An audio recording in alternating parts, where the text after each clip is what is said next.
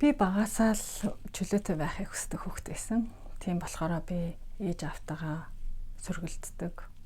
Сургууль багш нартаа дургу амьдарч байгаа газар, нийгэм энэ орчлон хорвоотой ч гэсэн тэрсэлцдэг байсан баг л та. Тэгээд надад нэг маш чухал нэг хүн намайг чи тийм мундаг юм бол одоо дэлхийд багтахгүй юм их цантай юм бол чи энэ дэлхийгээс гараад явчаач гэхэд намайг загинжсэн баг багт. Тэгэхэд би дотроо гарах юм чинь гэж боддог байсан. Тэгэд би энэ эрх чөлөөний замаар эрх чөлөөнийхөө төлөө 30 хэдэн жил тэмцсэн байна л да. Ухамсарт амьдралаа эхэлсэн цагаас гэж таацах юм бол тэгээд одоо тэр хүн нөгөө хошин шог дээр гардаг шиг дараа нь тэр амгалан үдэд дэлхийгээс зайлсан биз гэж ярьж гин гэсэн. Тэгээд одоо би энэ замын эцэст одоо олон алдаж онж явахдаа эрх чөлөөний тухай эрх зүүлж явахдаа энэ ч юм болов тэр ч юм болов гэж хайж явахдаа хоёр зүйлийг ойлгосон. Нэгдүгээрт биднэрт туйлын эрх чөлөө гэж байхгүй. Яагаад гэвэл бид нар үргэлж бусдаас хамааралтай оршиж яадаг. Агшин бүрт бидний өнөөдрийн сайн сайхан битгий хэл. Бидний амь нас хүртэл бусдаас хамааралтай оршиж яадаг. Бид нар өнөөдөр ингээд гараад явж байхдаа бусдын хариуцлагаас бидний амь нас хамаатай байдаг.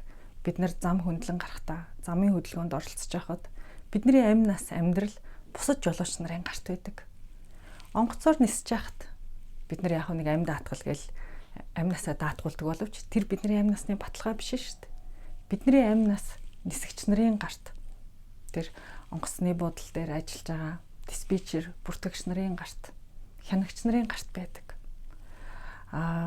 Тэрнээс гадна за амь нас гэж том юмыг ярихгүй байсан ч өнөөдөр бидний сайн сайхан дандаа бусдаас хамааралтай. Өнөөдөр миний идэлж хэрглэж байгаа, идэж ууж байгаа, өмсөж зүүж байгаа бүх зүйл бусад хүмүүсээс хамааралтай би болж яадаг. Тэгэхээр өнөөдрийн миний сайн сайхан, таны сайн сайхантай, энэ ээжүүдийн минь сайн сайхантай шууд хамаатай. Хоёрдугаарт эрх чөлөө гэдэг бол энэ шүтэн барилдлага бие биенээсээ хамаарч оршиж байгаа энэ битүү сүлжээ хамаарал дунд энэ бүхэнд хандах миний хандлага юм байна гэдгийг би олж харсан. Хэрвээ энэ миний хандлага эрүүл биш байх юм бол би ямар ч эдийн засгийн хувьд бие даасан байсан. Одоо бусад оюун санаа, орших, бусад хэлбэрийн хувьд тусгаар тогтнолоо олсон байсан ч гэсэн би эрх чөлөөгүй нэгэн байх л болно. Тэгэхээр зэрэг энэ эрх чөлөөг олох замдаа би өөрийнхөө чадан ядан цуглуулсан туршлагаа та бүхэндээ одоо нөгөө лекцүүдээр би хуваалцж өгдөг. Тэгэхээр зэрэг тэр эрүүл хандлага гэдэг бол бид нар сэтгэлийнхээ зовлонгоос салах, буруу үзэл, буруу сэтгэлгээ, бусдад хандах буруу хандлага, өөрийн сэтгэлд байгаа тэр сөрөг дурсамжууд, хүндүүр, зовлонтой сэтгэл хөдлөлүүдээс салахыг л хэлж байгаа юм. Тэгэхээр зэрэг би энэ бүхнээсээ баг боловч ангижирсан энэ туршлагаа олж мэдсэн бүхнээ би та нартаа гэрээ гийгүүли болон зөвхөн эмэгтэйчүүдгээд хоёр сурал лекцээр хуваалцсан байгаа. Тэгээд 2019 оныг би чөлөөлөлт зориулаад ангижрал гэд шинэ сурлаар эхэлж байгаа. 2 сард эхэлнэ. Тэгэхээр 2019 он бол олон эмэгтэйчүүдийн хувьд одоо эргэлтийн цэг болж байгаа. Энэ 2019 он бол тэр чигээрээ чөлөөлөлтийн он жил болж байгаа. Энэ жилийг бид нар дээд зэргээр ашиглаж хуучин амьдралын хэв маяг өөрсдийнхөө сэтгэлийн зовлонгоос бид нар чөлөөлөгдөх ёстой.